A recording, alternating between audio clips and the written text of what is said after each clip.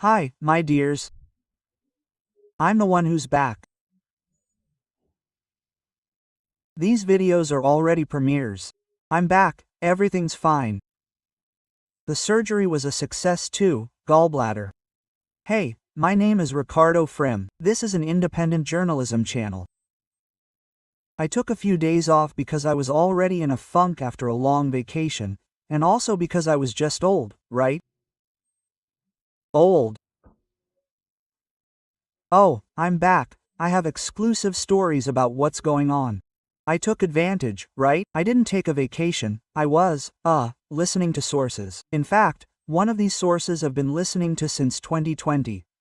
2020, and it's from New York, it's from Washington.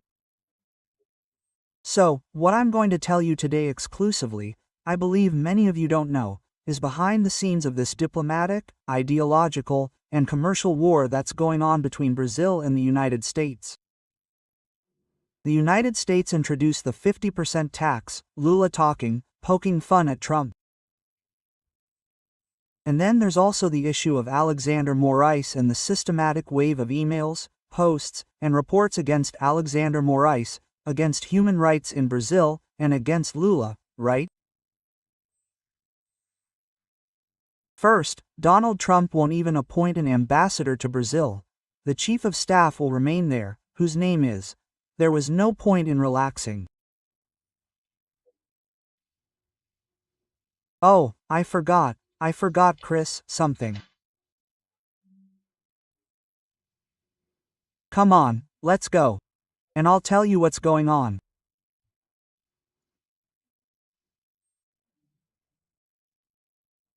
First, the Lula administration is pushing the narrative that Donald Trump is punishing Brazil because of him, or because of the freedoms we have here, or because he's a far right-winger and wants to ruin things.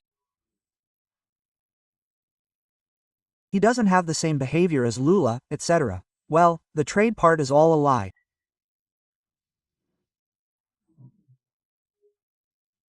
On the trade side, well, Brazil would be taxed like any of the other 170 countries the United States has taxed. Maybe it wouldn't be taxed so highly if it weren't for our president. Unfortunately, it's ours. We have to speak up. It's our president, remembering that this is a temporary position, poking around, doing all this. And there's still the issue of Alexandre Moraes. What I'm going to tell you today is behind the scenes. Everyone's talking, several people have said, who are the Americans in Washington supporting Eduardo Bolsonaro? It's not just Eduardo, right? There's Paulo Figueiredo, Alan dos Santos, Ludmila Grillo, and so on. So today I'm going to tell you who his most powerful ally is in his story, why he's doing this.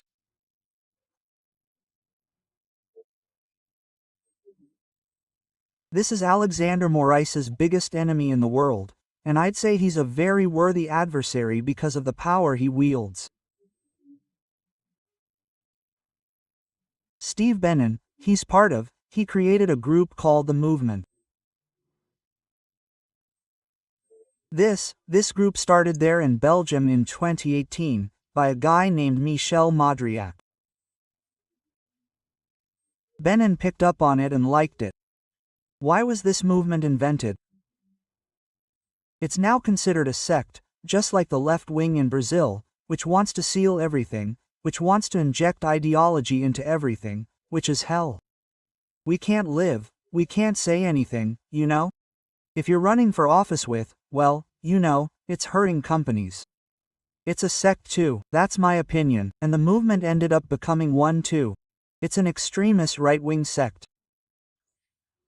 Why was it created? Precisely to combat another sect on the left called the Open Foundation, led by Jorge Soros. It's the Open Foundation, it's Soros's son, who was here a few days ago. It's Soros, it's his money, everything that funds, for example, the famous NetLab, these research studies, poorly done, crappy, even lacking any quality, no methodology, especially about misogyny, about violence against women, about attacks by men. Everything is everything, it's who funds it. The person who funds part of this academic production at UFRJ, which NetLab is in, is Jorge Souza. So, the movement was created precisely for this. Oh, you guys created a religion there. You're going to attack like this, you want to dominate the world. So they created their own, and the great guru of this is called Steve Bannon. Look, he's with Alan dos Santos. Here's Eduardo Bolsonaro and Paulo Figueiredo, who's also doing something. He's part of the committee there that's supported by the White House. So, the first thing I wanted to say is, well, all this that's happening, Donald Trump gives the okay, but it's not discussed by Eduardo Bolsonaro or Paulo Figueiredo, or by anyone with Trump. There's a hierarchical chain, obviously. So, there are several people who support Eduardo and are helping as much as they can to get everything they ask for to Donald Trump. I have some here, so you can see. I'll tell you Bannon's story, which is super interesting, okay? Okay, there's Steve Bannon, he's in the Oval Office, he's in the office of the most powerful president in the world. Who else is here, right? Donald Trump here. Donald Trump and Steve Bannon. There are more images. Let me see who this is. Oh, Alex Moraes and Lula. So, what's Steve Bannon's story? So he took this movement and decided to create a battalion there to attack it, to win, to overthrow, to do anything against the far left, which is based on George Soros.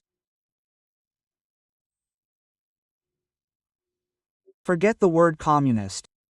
They don't want to implant communism in the world, people. Not Jorge Soros, not Lula, not Maduro, not Xi Jinping. Stop, just stop. What they want to create are dictatorship, neither right-wing nor left-wing. What they want is to dominate the entire state, to rig the state. This is something that's been happening in Brazil since 1960, right? Rigging education, rigging the public prosecutor's office, child welfare councils, everything related to morals, customs, etc. Well, this far left, which is largely present here in Brazil today, Maduro, and it will transform when it takes over, it will transform into communism. Do you think the 40,000 from the gang, the Workers' Party, the Socialist Party, PSOL, who are there 40,000 sucking up to the ministries, in the 38 ministries, minus 20, up to 25,000, 1,026, a ton of perks, plane tickets, traveling with Fabi, staying in a little hotel, having a little house, earning, being able to eat cell phones, will become a thing of beauty. Do you think these people would want the establishment of communism? Do you think Lula would want the establishment of communism in Brazil? Sorry, you're idiots. Come and say that Flavio Dino is a communist, maybe, but he won't share his house with anyone. He's not going to give up his assets and give them to the state. He won't. Well, Steve Bannon was the chief strategist for Donald Trump's first election campaign.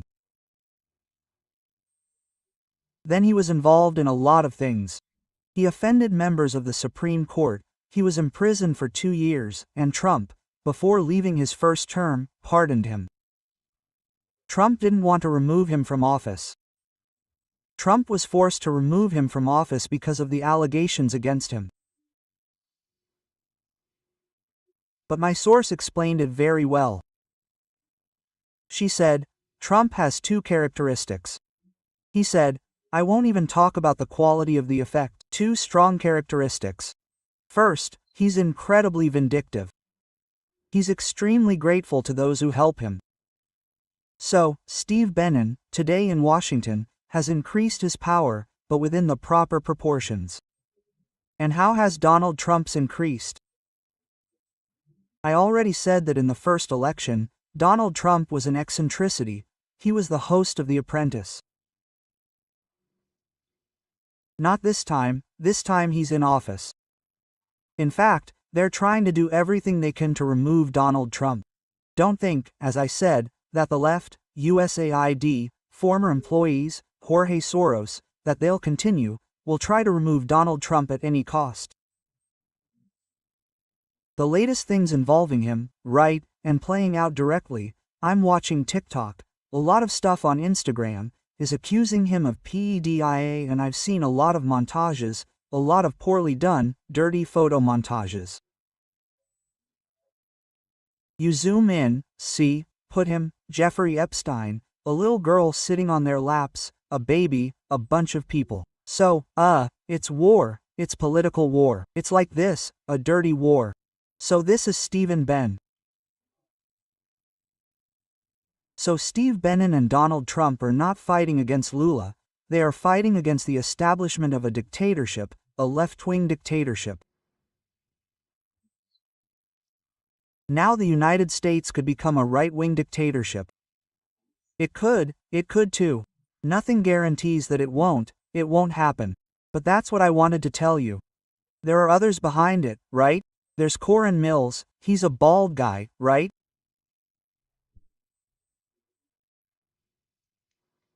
There's also Brian Mast and this Chris, the guy from Landolph, I forgot his name, Chris Landolph.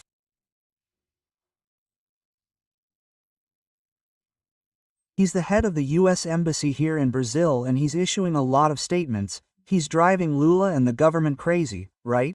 He's challenging Moraes. And what I have information is that this administration will end and Trump will probably not appoint any ambassador here. He won't, he doesn't want contact. And it's very close now. The more this is happening, and I'll make another video later. Well, because it's very close to a diplomatic rupture between the two countries. The situation is very serious, much more serious than you imagine. I'll also make a monstrous video later. I know you missed me. I miss you too. Starting Monday, the newspaper of the Coches returns. Well, to explain this movement sect better. It's a political movement, but it's turning into something kind of fanatical, even. Other lines, like that Keenan, are extremely, that's not even radical, that's fanatical, right? Like joining a church or following a sect, going crazy because of that. Where will all this end? I have no idea. As long as the earth is spinning, and I'm here, I'll bring you news, okay?